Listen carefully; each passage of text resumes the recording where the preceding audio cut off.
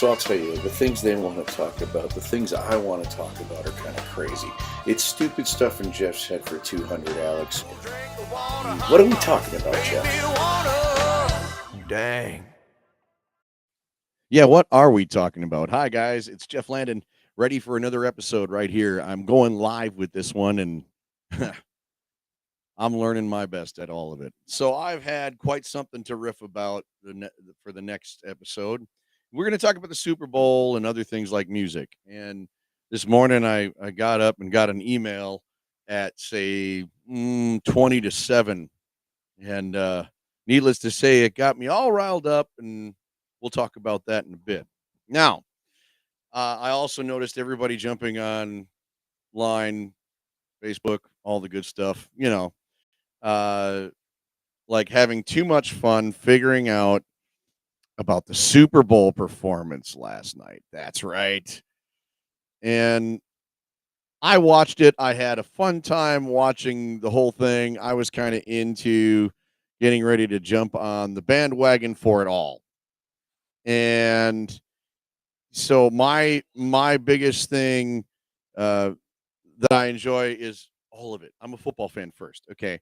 And if I'm going to tell you that, I'm going to tell you that my fantasy football did really well, won the league. My wife is not happy about it. Yeah, because she's in the league and we ended up being in the championship game against each other. Yeah, gotta have a nice household. Must kiss some butt. I'm telling you right now. So as I move along about talking about watching the Super Bowl last night, yes, our league went off. We have 8 people in the league. Great, awesome fun. Lots of just really wild weeks for our league. It was unbelievable. Like guys, you thought, okay, yep, they're down in the lower half. They're the Cincinnati Bengals of the '90s, and then we had one guy make a run. Randall, here's to you. Randall made a run of 7, 8 games that was unbelievable.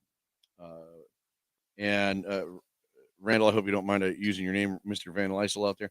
But I've got some really great friends, and we had a fun time doing this. But when it came down to my wife and I being in the championship game, which was something because she ended up taking out somebody that was leading the league all year long, and that person particularly took out 3 quarterbacks in one season for this season.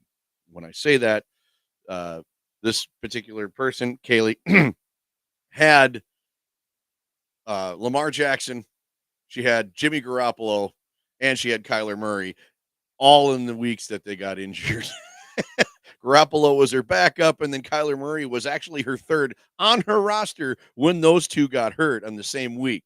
And it ended up helping our season. But as I move towards what the Super Bowl is, I tell you all this because on my fantasy league, I had Patrick Mahomes, Jalen Hurts, A.J. Brown, Trace, Travis Kelsey, and for most of the season, I had the running back number 10 out of Rutgers, uh, Pacheco, on my roster as well, and used him 3, 4 times in the season. And I had Philly's defense for about 7 of the weeks. I had a good year. So I'm watching the Super Bowl, guys, just because I'm like, oh, happy about that.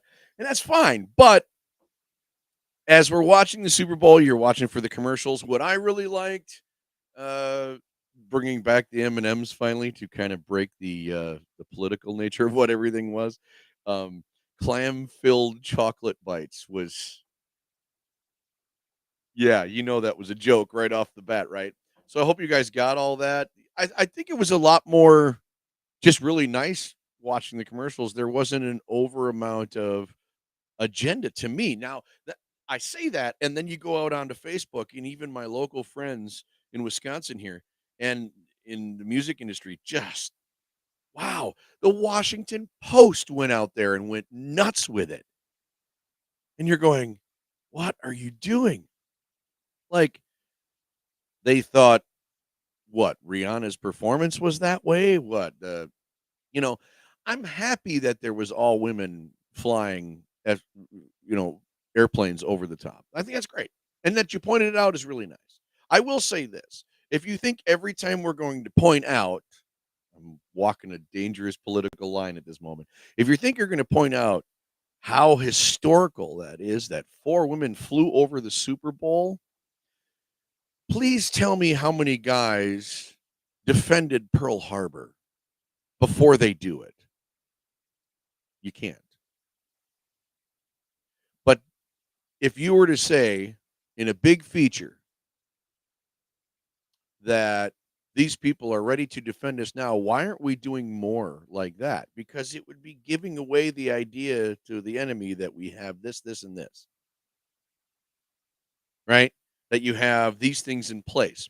Tell me those girls are in an all-girls fighting group that's significant enough to shoot down Chinese planes or go and defend the world. I'm not going to direct it, not even just China, but the idea that something bad's going to happen to our country and we're going to go defend them and they're going to lead that. Awesome. The fact that they flew over the Super Bowl, that's cool. Right? But let's not lessen the fact that I will say this. I don't want to cheapen the fact that these girls are in our defense.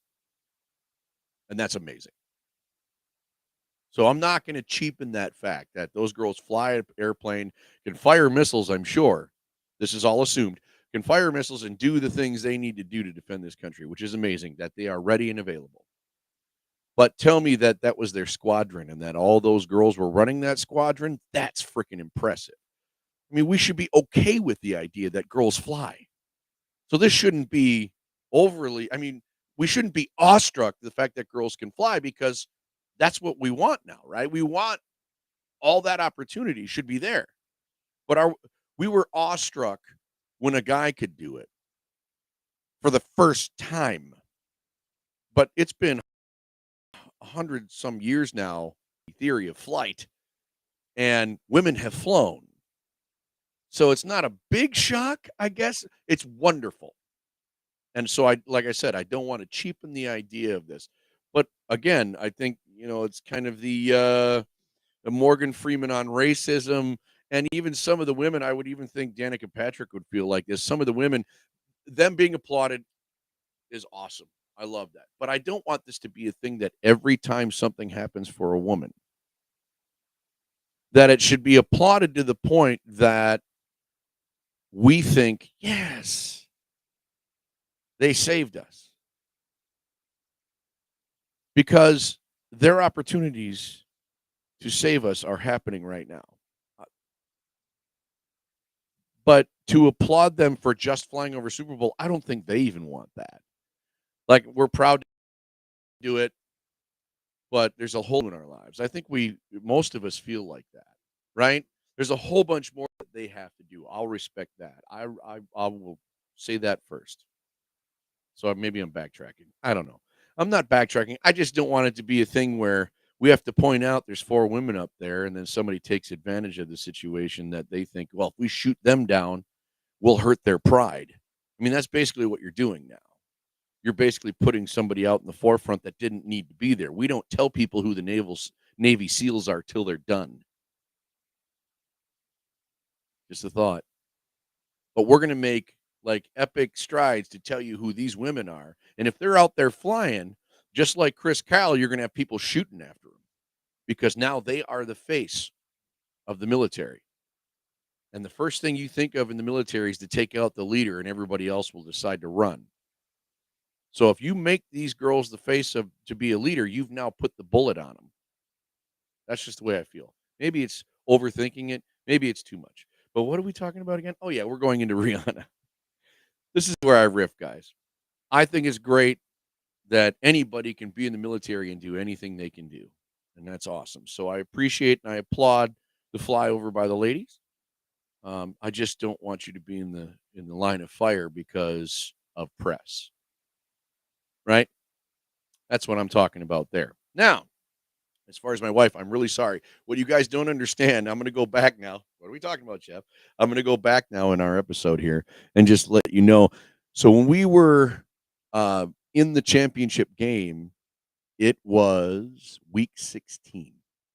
Now, for a lot of fantasy footballers, week 16 was quite something.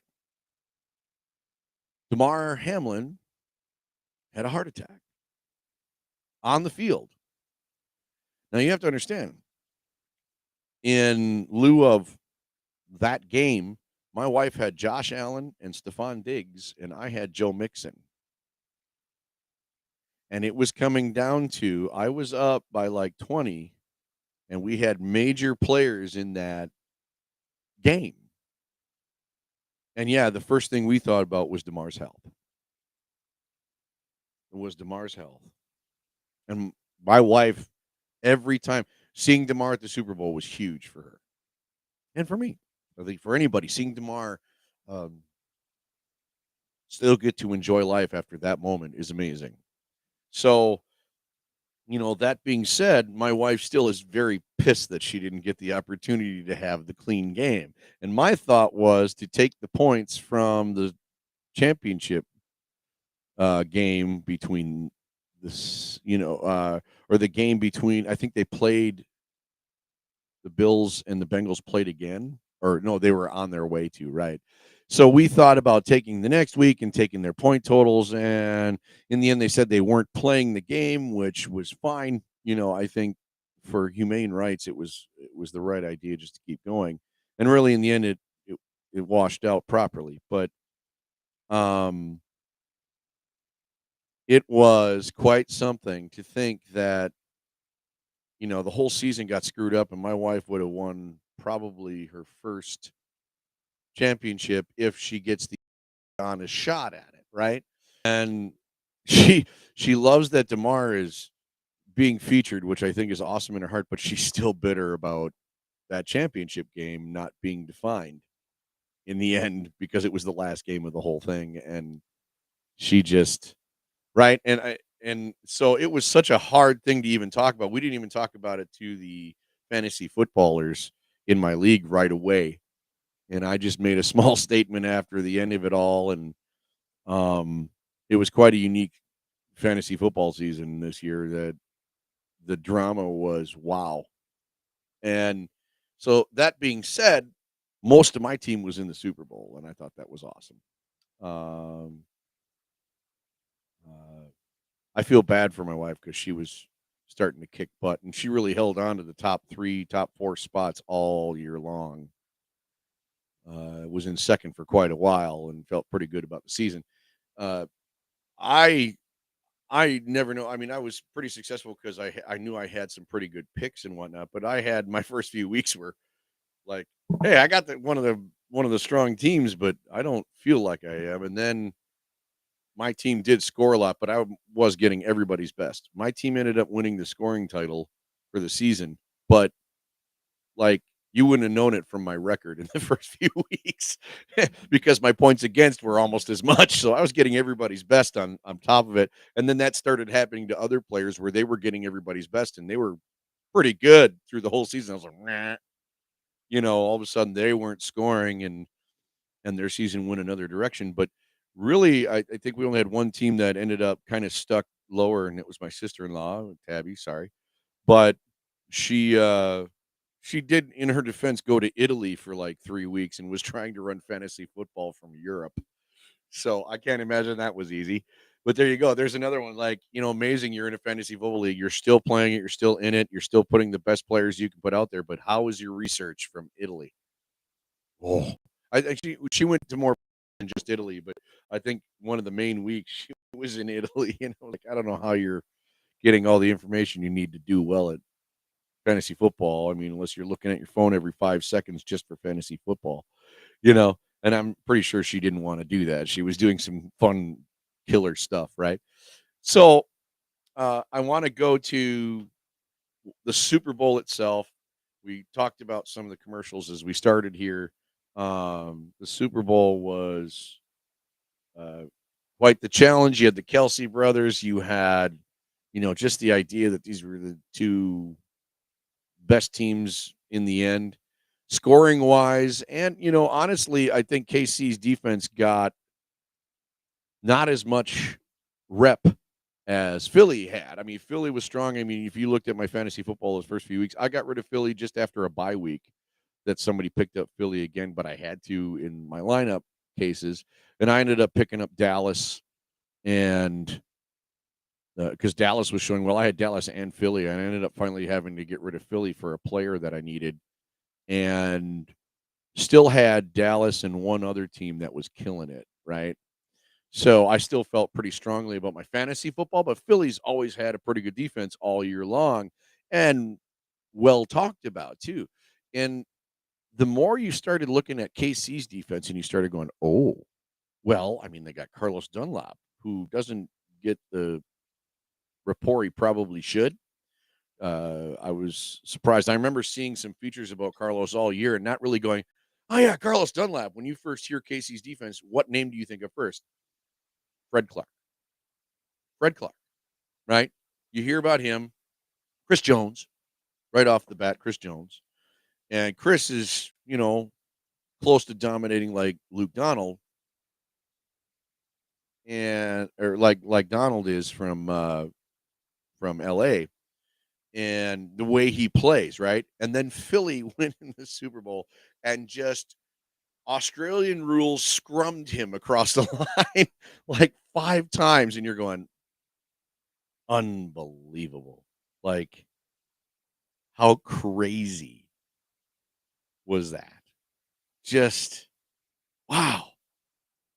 They were scrumming like crazy, and then you saw the turn in the second half, and it was quite the battle of two really good teams and one team living and dying by the sword, and Philly living and dying by the sword, and KC pretty much living by their credo and their coach's push, right? So, uh, both teams really kind of being who they are, just one a little bit more, I think, flexible. Or, Philly really doesn't have to make any adjustments, so they think, right? They don't have to make much for adjustments. It came down to big players making plays, which we say this a lot. Once you're in the pro realm, that's why that term comes out. Big players making plays, right?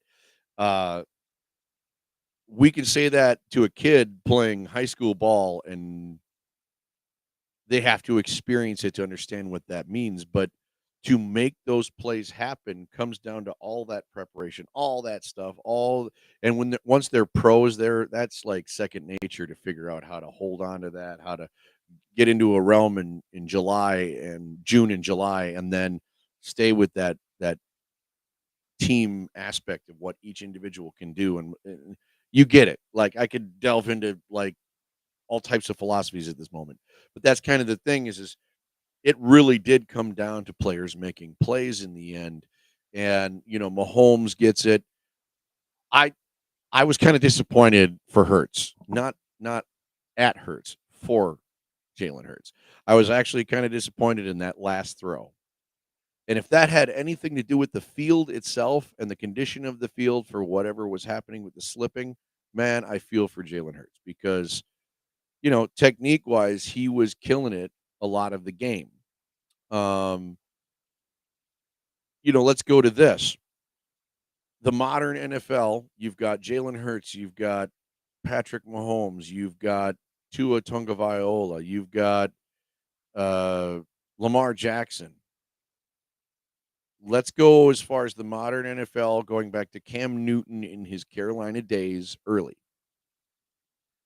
The one thing I said when Lamar Jackson got in the league and Cam Newton was becoming a feature is we're going to get running quarterbacks. The quality of football is going to go sideways and maybe down a little bit.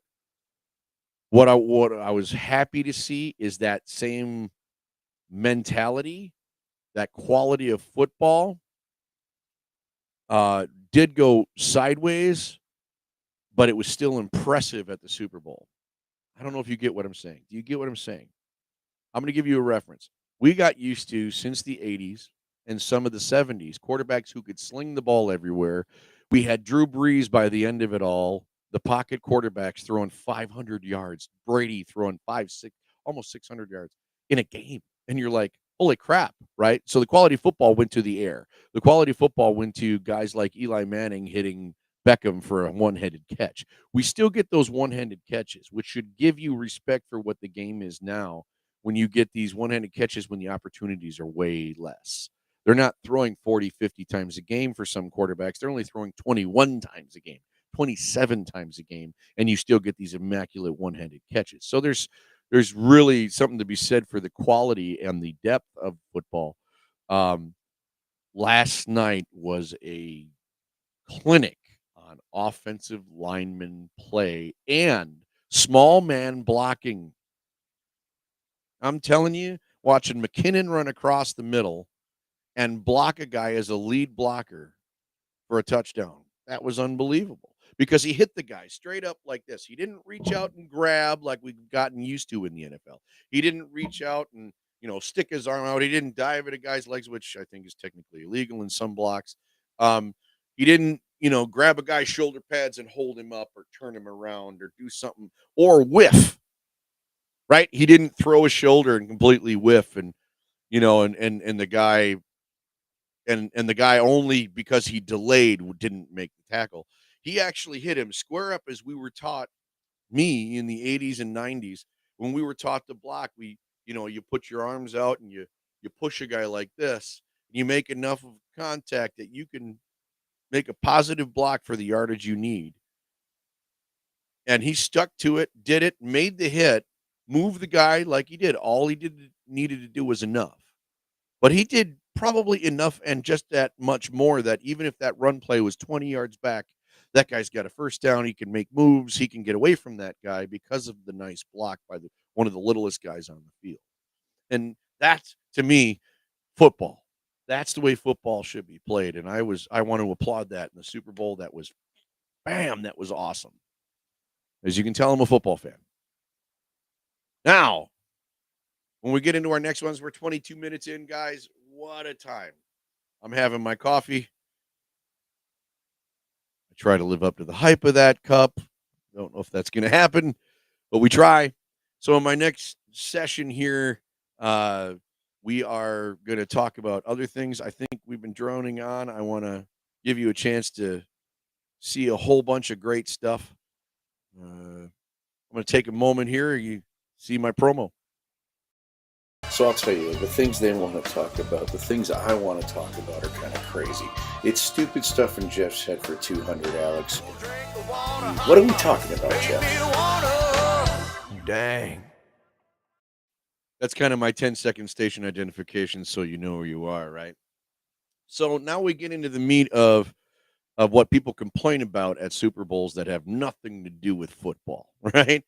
And one of those things is the halftime entertainment. Now, even my daughter mistaked it. It wasn't she knew who she wanted to see. It was Rihanna. But my daughter was kind of like, "Oh, I can't wait to see Beyonce." And I was kind of like, "What?" And then I figured it out. I'm like, that was supposed to be Rihanna, right? She's like, oh yeah. No. It was Rihanna. Did I say Beyonce? And I said, yeah, you did. So that right off the bat kind of tells me, they can run together. Successful people, when you're thinking about how excited you are about something and then you actually think about it, it didn't just stick in her mind that it was Rihanna. She put Rihanna in the same realm as Beyonce as far as pop culture, right? Which I think we all could do. I think we thought of Shakira as that for the world a few years back. Rihanna is kind of that now, right? And Rihanna is probably a little, strangely enough, she's a Haitian woman and comes from an island, could have been world beat like Shakira's thought of, right? But she's still pretty city R&B American kind of a feel, but she brings quite the great tone to her voice style. Obviously sexy, she's good looking. She's not your magazine good looking. She's a worldly good looking woman. And when I say magazine, this is probably the white privilege thought for some people, or the, here's a white guy talking about music. But, obviously when it's thrown down your throat in the media for years, that magazine perfect was Elle Macpherson and Cindy Crawford when you're growing up. And then you finally you still see models. Why can't I think of her name? I mean, she's, Tyra Banks. So you still get color and culture in your modeling, right? But it was still skinny rail, long legs, beautiful lines, and then obviously culture. In the past 10 years, we've gone to different body types, which to me, I think celebrating different body types has always been quite something. I think personally, your interests in what you see in a woman encompass a lot of things. There's not just one thing that you look at and go, man, if I had that the rest of my life, just that one thing. If I had just that one thing the rest of my life, I'd be happy. Because that's shallow. But yet we see it in movies all the time. We see it in people's character all the time. That's what they would say. I mean, I used to hear a girl says, I would do something with a guy in a heartbeat if he was driving a Camaro. And I thought, really? That's it? Like, I wouldn't want somebody to look at me like that. Like, I wouldn't, but that's also coming from a guy who it wouldn't matter what I drove. I don't know if they would look at me like that. Right. But I guess, when you're thinking of those kind of things, like, when I met my wife now, she's not your typical, but she's got those same features to me that have the long legs, the skinny nature, the beautiful hair, the eyes. But I think, there's probably another number of people, and in her own esteem, probably didn't feel that way either, right? And I think that's a healthy way to look at it. I don't want people to think that I'm just sexy because I pose it, right? And I think that's the disappointment to some of these people that are talking about the Super Bowl halftime this year. There was a few people mad about lip syncing, always going to be mad about lip syncing, right? I'm pretty diehard on that too. I'd like to see somebody perform it and show me that every time they get up there, that I don't mind a missed note here and there. Doesn't bother me because I know it's real and I know it's emotional. And let's go to the pure example that the NFL laid out this time was you put Chris Stapleton on the national anthem and then you put Rihanna out there in a puppet show. That's what you're going to make Rihanna look like when you do Chris Stapleton on the national anthem. Does anybody remember the halftime show that Whitney Houston opened for? Put that down in the comments if you guys remember that, because nobody does. Think about that. You put Houston up there, she blew it away. People in high school playing Whitney Houston's national anthem for years after that. But nobody could remember who did the halftime Super Bowl. And you may have just done that with Chris Stapleton and Rihanna. And that's saying a lot because it's Rihanna. Like, Rihanna basically has gotten to Whitney Houston's status with her popularity, right? And a lot of her ability. It's the hard part is you're not going to compare Whitney Houston's vocal range to Rihanna, but you're going to compare the effect of the material in some way, shape, or form, right? I think morally, the funny thing is like Whitney Houston morally had this just amazing rapport of songs where they led towards inspiration, they led towards this. And there's going to be a whole culture now that believes that in Rihanna's material as well, that there's some sort of freeing inspiration with what she's saying. So there is a comparable product there. You know what I mean? And again, if we want to cover on the, what people feel like we should act like, you're going to get a lot of naysayers about who does what. And Rihanna, if I'm going to interject my personal, which this is my show, it says what are we talking about, Jeff? My personal feeling is Rihanna's beautiful. I love some of the style of the material as well. Closetly, I'm sure if I'm home with my wife, you get it. I'm not going to explain any more than that. But out in public and to make something sexy, I think that Rihanna, people are assuming she may be pregnant, which I think we all kind of went, yeah, she's probably pregnant and still had to do this and had a responsibility. And I think if that's true, because I'm not reading a bunch of media right now that's probably talking about it right now, but if that's true, I think, shoot, uh, they did a quality job with her look. I think she wanted to be was in the videos to an extent, and so it kind of turned some awkward moments with they're calling it the crotch grab and the butt grab. The butt grab kind of got me. I was like, oh, what, what, what? You, no, I didn't need that. Not to What are you accentuating by doing that? Because honestly, I think the long red outfit, the way they had it bunched up at first and then it dropped into that's great, man. Right? And they had the bustier on her. It kind of featured the curves, which, again, if you're that type of person that likes that part of the feature too, like that's your thing, I think they did an exceptional job with that. And it was still toned down to the point that you weren't like, it's not Batman suit with nipples. You know what I mean? It had to come out of this guy's mouth, right? But it's not. At least it wasn't the Batman suit with nipples. You know. So to me, if you're gonna, let's check off the marks. Look, yeah. If she's pregnant, she's still trying to be sexy. She's not trying to do all the moves, but can the layback moves and the arms in time with everybody else? Excellent. Oh my goodness, that was so good.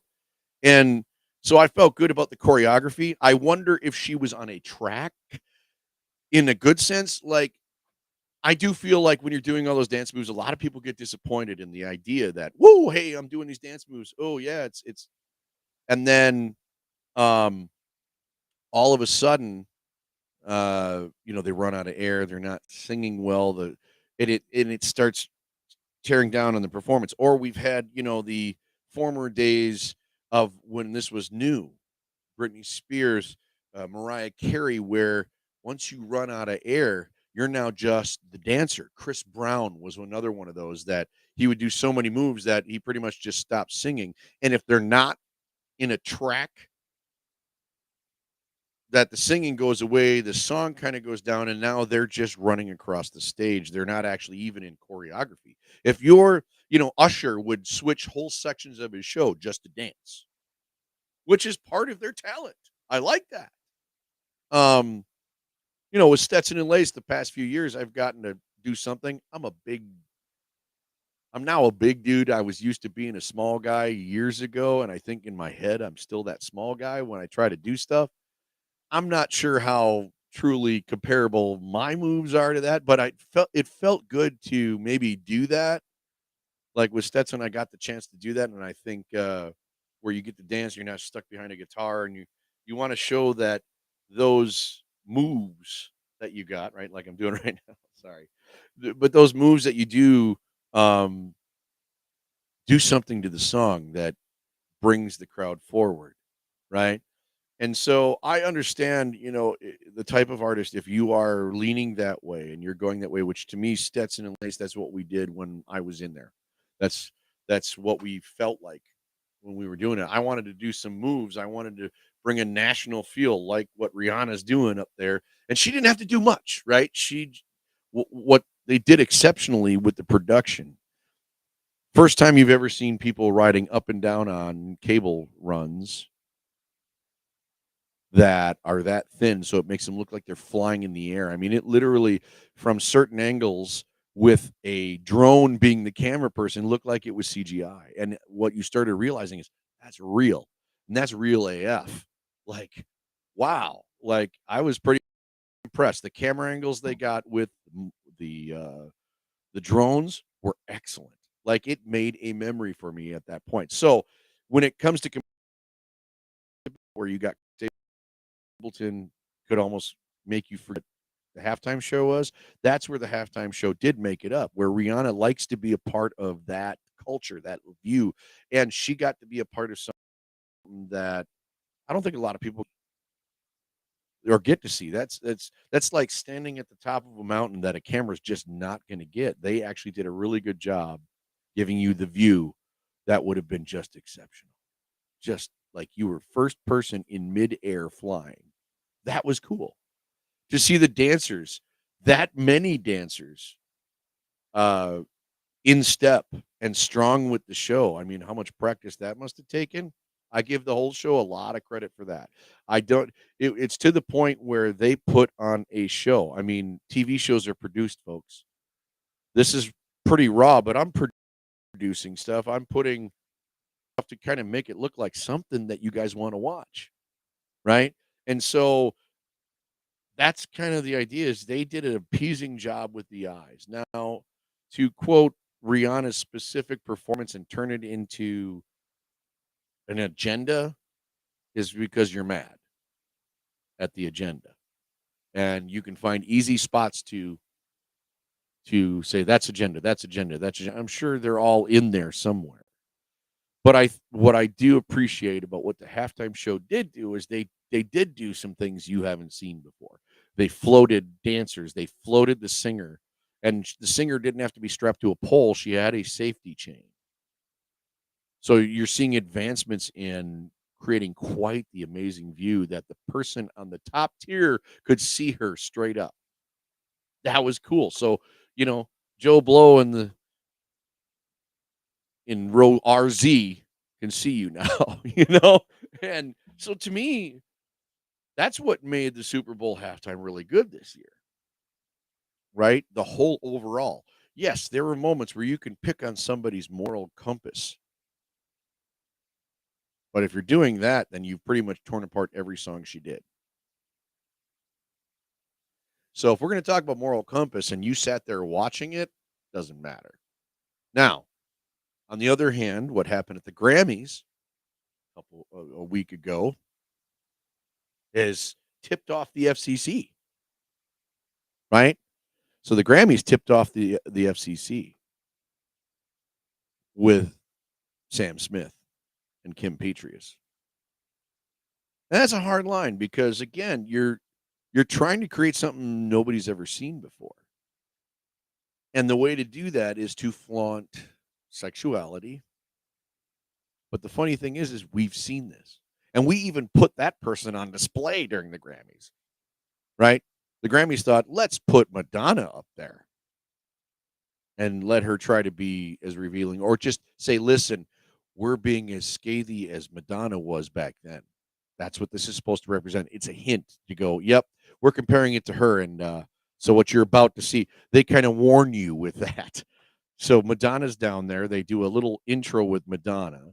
She literally is saying things about being over the top and that you're doing something right if they talk about you later.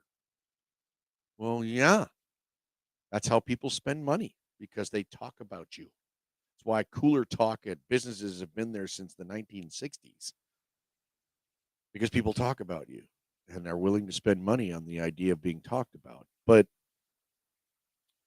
you know, the Grammys warned you something like that was coming. Now, you look at the Grammys and you go, man, that rap thing. Now, I grew up where a lot of those 80s artists and stuff from LL Cool J on, and then wanted to know about Grandmaster Flash and a lot of these rappers when I was a kid, UTFO and things that I probably shouldn't even, people thought I shouldn't even be listening to because I'm a white guy, right? Or I couldn't get into it because I was a white guy. When in the 80s, that's all I heard. Like, you shouldn't be into that stuff. And then the 90s came and, you know, I was still into that stuff because it was music. It was, wow, you know, and it was learning about somebody's culture. Yeah, you don't like cops. You don't like certain people because of the way they've treated you. I mean, shoot, we've all wanted to say that on a microphone. I know this email that I got this morning put me there. That same feeling, like there's something I need to talk about, and I really want to say it. It could destroy my reputation if I were to say what I wanted to say in the first 5 seconds, right? But what it's how you address it, and it's how you treat it. And to me, you know what we treated rap to be is exactly that. Most of us who can take rap for what it is and can take there are moments of wow, that was really cool. And that's really amazing. But now when we get to where there's nothing new under the sun, we now are basically just rehashing every 10 seconds, rehashing the one thing that was dramatic, the one thing that made you go, oh, man, And so what happens? It lessens its value of how strong that's supposed to sound. So now you have to do it and pound them like a hammer to make it strong. So now you have to look in Thor. Now you have to do entertainment by pounding them with a hammer with the same strength every 5 seconds because you can't do it with one blow. You are not Mike Tyson. No longer can you be Mike Tyson. No longer could Mike Tyson be Mike Tyson once somebody could handle his punch. Think about that. Do you see the crossover metaphor that I'm making here? I'm what are we talking about? We're talking about music. We're talking about what was inspired by the Super Bowl. We're talking about sports. All of that stuff is entertainment, right? And then we try to put our personal value on entertainment. Isn't that something? Our personal value is what gives us an opinion on what entertainment should or should not be. And if that's true, our personal value has weaned quite a bit because all we can talk about is our moral line that keeps getting changed. Instead of being excited for our moral line being on display. We'll get into that in just a second. I'm going to give you a 10-second breather and we'll come right back to it. I'm Jeff. What are we talking about? What are we talking about, Jeff? I don't remember. So I'll tell you, the things they want to talk about, the things I want to talk about are kind of crazy. It's stupid stuff in Jeff's head for 200, Alex. What are we talking about?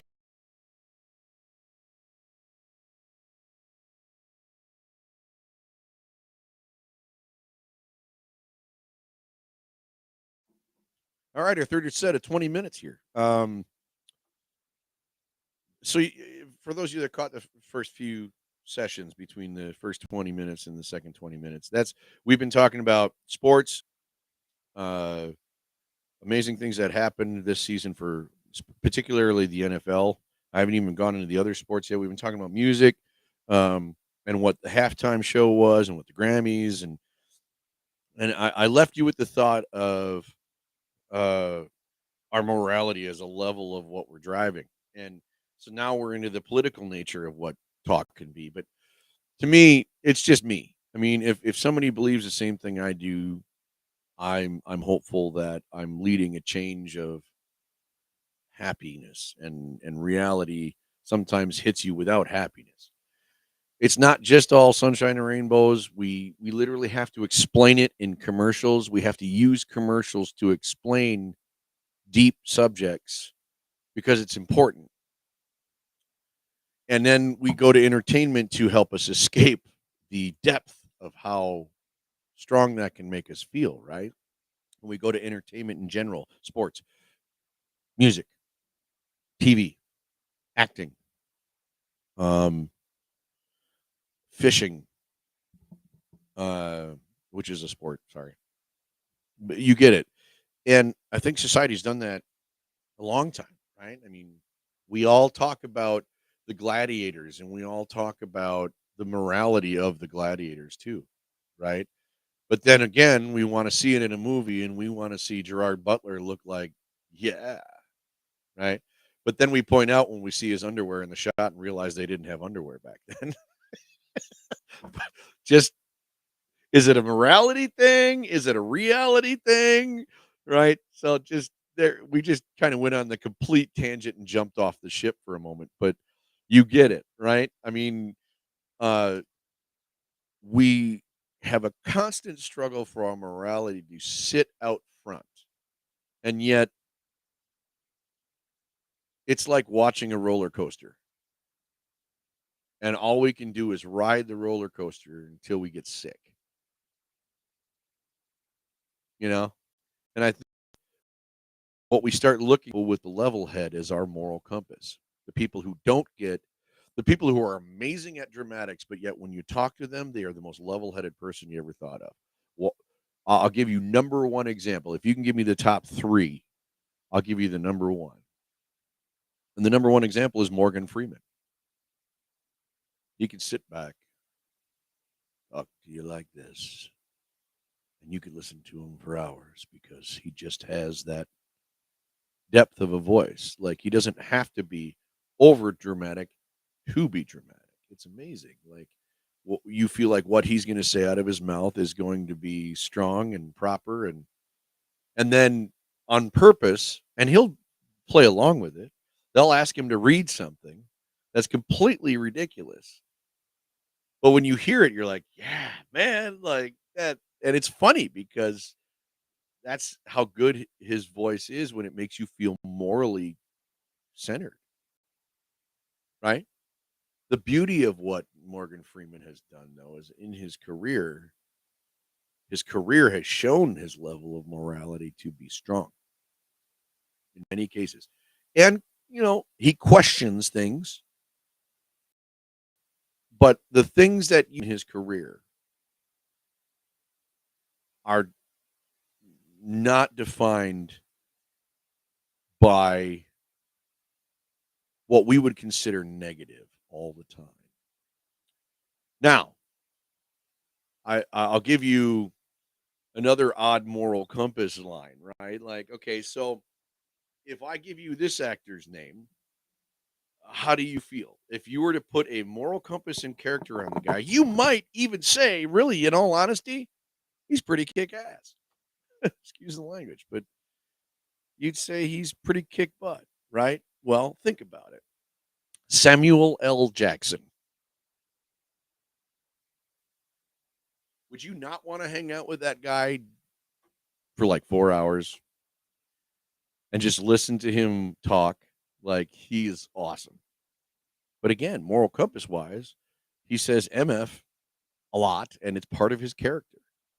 He's in fairly violent movies, but acting like he doesn't like violence in some of them. And yet other ones, he's the guy who instigates the thoughts, right? He's the guy who can makes a great bad guy, makes a great good guy. He has done something that not many people have done in that sense too, where he has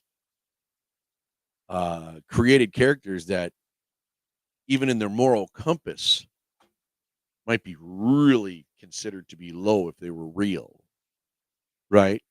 But yet we hope for seeing what that's like. And when it's portrayed well, right? But now you have that dilemma. You have that Thanos dilemma. Everybody wants to be the strong guy. Everybody wants to be the guy who can avenge themselves, who can change people's minds because they have the power of thought, speech, strength, guns, right? And so you look at a guy like Samuel L. Jackson, and you take most people's moral compass, and you're going to go, well, Morgan Freeman's still up here. Samuel L. Jackson just went whoop, right? But yet, in the world of entertainment and stuff, you could look at the things that Samuel L. Jackson has done and the things that Morgan Freeman have done, and all of a sudden go, as far as what influence they both have had on life in general and pop culture, we say if we want somebody to narrate our life, it would be one of those two guys. Right? Now, if we go to a culture thought process, who is that? It used to be that even a guy like Will Smith would have been that guy. Like the movies he was making, there was an inspiration to it. He was a hero in Men in Black while struggling. He was AI. I shouldn't say that. When he was the doctor with the zombie issue, right? Or not iRobot, but iRobot too, where he's a hero. He saves you from mechanical things and the morality of what letting robots run our society. Humans giving up on society so they make robots do it. There's that. So then you've got Will Smith in that angle. And I bring up Will Smith because now, there was such a dilemma. It was so hard because we enjoyed his raps. His raps were always clean. But then we saw him in real life do something that many men would want to do for their wives in real life. And then we disowned him for it. Many guys go up in the bar and, would do that. Some guys would do that and wouldn't even have a wife attached to it. Some guys would just do it thinking you were doing it to themselves. And yeah, most of those guys you're never going to hear about, or you'll see them robbing the 7-Eleven, or you'll see them kicking somebody in the teeth and be in jail quickly on cops. But a lot of guys wish that, I say guys, there's also women who will do the same.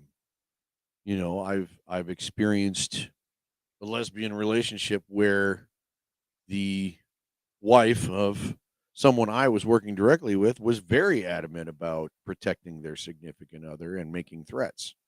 Often, morally, she's protecting her significant other. So she's not, you understand why she feels the way she does, right? So you understand it.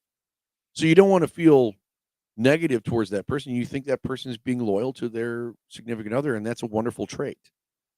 But some of the threats were Will Smith, were slap you in the face and then decide to still be tough guy about it long after, instead of understanding that you just slapped one of your good friends.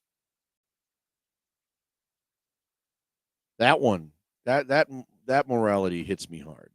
That's a tough one, because when you start playing a character for your morality to the point that your morality gets crossed, you're now playing a character. You're not actually being someone with good character. And I think that's the thing is, really, in all honesty, if you saw Samuel L. Jackson, he gets frustrated with stuff. He's made interviews where he's like, don't talk to me. I'm sure he's probably been a jerk to some people too, but in lieu of him being famous and being digged at from all angles, sometimes you just got to back up and go, okay, wait, let me assess this. That's not working for me. I'm going over here because that's not working, which I've had to make that decision in my life without a camera in my face, right? We've all had to do that. So I think we see a guy like Samuel L. who does really, when he breaks the fourth wall, and he's now in interviews and stuff, he still has that speak like, I love life. I hope you would too, and don't take me too seriously there, but know that I am a serious person when I think a lot of famous people are like that. And when we see the moral compass get launched over, we fear what that brings to society, right? And don't fear it. Be you. Be understanding of all that stuff. See that some of it's fake and some of it's real, and know the difference. Now, the hard part is when you bombard yourself with entertainment and you use that as something that's going to give you a moral compass. That's when you should learn. This is when you now should turn back and go, wait, what is my human history? What is the world to me? What is my parents, my family, my my genealogy? What is all this stuff to me? When they say knowledge is power, to me, that's exactly what that is. Now, when you feel like you're out of the loop with something, you look inward, you step back, you look inside yourself, and you go, why do I like this stuff? Why am I happy about this stuff? Do I need to change this stuff? And we see people go to Christianity, which I base myself as a Christian, and we'll talk about that in the next few episodes and whatnot. But um, I base myself there understanding of the world, not accepting it. I'm not going to accept somebody just basically crapping on what I believe to be important. But I have to be diligent in understanding that in order to reach people, I can't swing a hammer every day at their face. Right? That's that's now the extent to me that happens with all of society. We've now become Thor with our thoughts. We now have come out here and decided, I'm going to use a daggum hammer and I'm going to beat somebody in the head with it till they figure out what I'm about. And they're going to like it and be it too. You can't. And again, why is my hero somebody like Jesus who didn't do that? Right? For somebody to think that Jesus was never real, all those people who want to decide that that supernatural thought process is just that, it's supernatural and it's just something for inspiration. That could be doggone true. Could be. The possibilities are endless if you want to think about it. No difference than the possibilities are endless of what you thought of Rihanna's halftime show.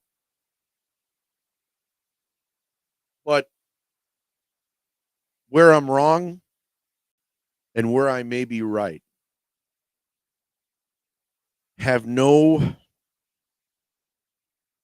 thought of tearing you out of your position.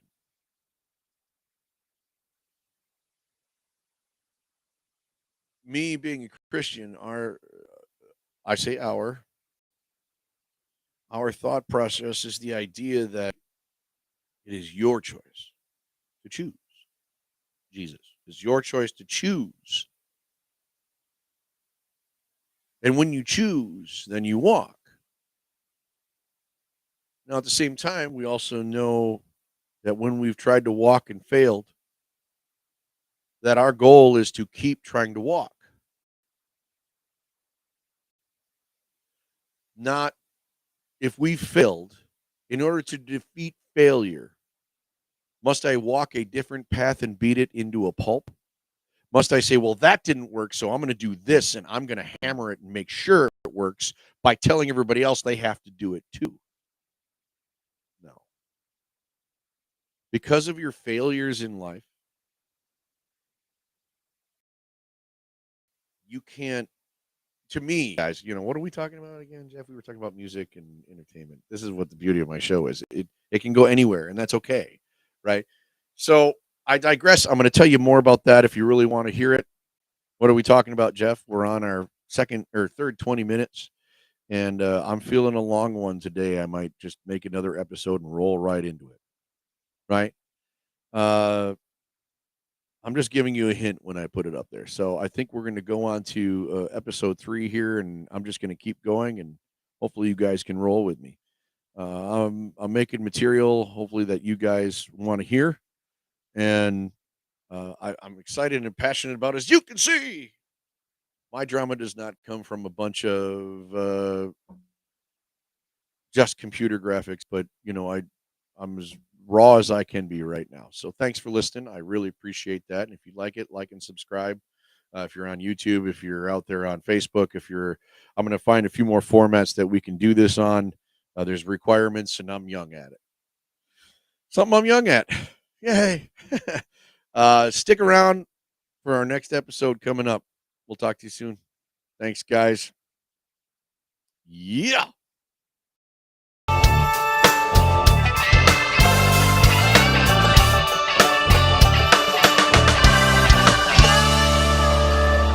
That's kind of it.